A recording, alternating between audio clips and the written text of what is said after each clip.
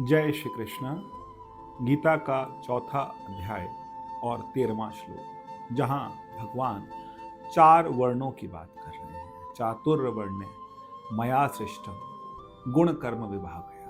भगवान कह रहे हैं कि 3 गुण हैं, रजोगुण, तमोगुण और सतोगुण। जहां सतोगुण की अधिकता होगी वहां मनुष्य ब्राह्मण की तरफ होगा, उसमें ब्राह्मणत्व आएगा, क्योंकि वो ज्ञान की चर्चा करेगा, या बुद्धि शांत होगी। जब रजोगुण अधिक होगा और साथ में सतोगुण भी होगा, तब मनुष्य क्षत्रिय बनेगा। और उसके साथ साथ जब सिर्फ रजोगुण की अधिकता होगी तो वहां पर मनुष्य वैश्य बनेगा। और रजोगुण और तमोगुण जब मिल जाता है तब शूद्र बनता है।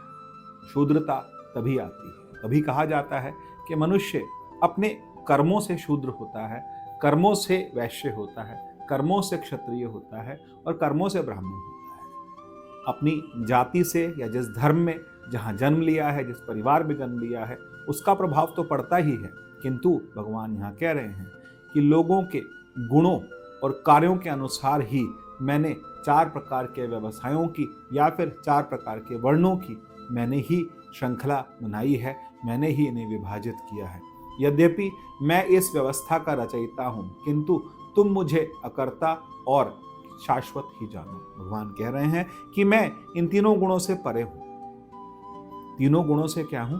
परे हूं, लेकिन मैं इन सबका रचयिता हूं, बनाने वाला मैं ही हूं। तो भगवान ये बताना चाह रहे हैं कि मनुष्य अपने कर्मों से क्षत्रिय होता है, कर्मों से वो वैश्य होता है और कर्मों से शूद्र होता है, और कर्मों से ही, क्योंकि जीवन के अंदर मनुष्य के कर्म ही हैं जो ये डिसाइड करते हैं कि मनुष्य क्या बनने वाला है। वो ज्ञानी बनने वाला है। कई बार ऐसा भी होता है कि हम क्षत्रिय वंश में जन्म लेते हैं, लेकिन ज्ञान की अधिकता होती है। आप देखें परशुराम जी की जो माता थी वो क्षत्राणी थी, पिता जो थे वो उनके ब्राह्मण थे, तो उनमें ब्राह्मणों वाले गुण भी थे और क्षत्रियों वाले भी गुण थे। तो उन्होंने इस धरा को, पृथ्वी को कई बार क्षत्रिय विहीन कर दिया। एक पूरे वंश का नाश कई बार उन्होंने किया।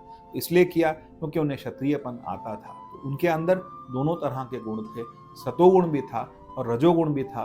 दोनों गुणों की वजह से वो, लेकिन कहा जाता है कि परशुराम जी भगवान विष्णु के अवतार थे और वो इन सब गुणों से परे थे, लेकिन भगवान की जो माया है वो मिल करके, मिश्रित होकर के, क्योंकि ये सारे गुण, सारे जो की तन्मात्राएं, ये सब मिल करके ही मनुष्य की रचना करती है और उसके स्वभाव की रचना करती है, और उसी स्वभाव के अंदर हम जीते हैं। लेकिन परमात्मा भगवान कहते हैं मैं इन सब से परे हूं और मैं शाश्वत हूं। जय श्री कृष्ण।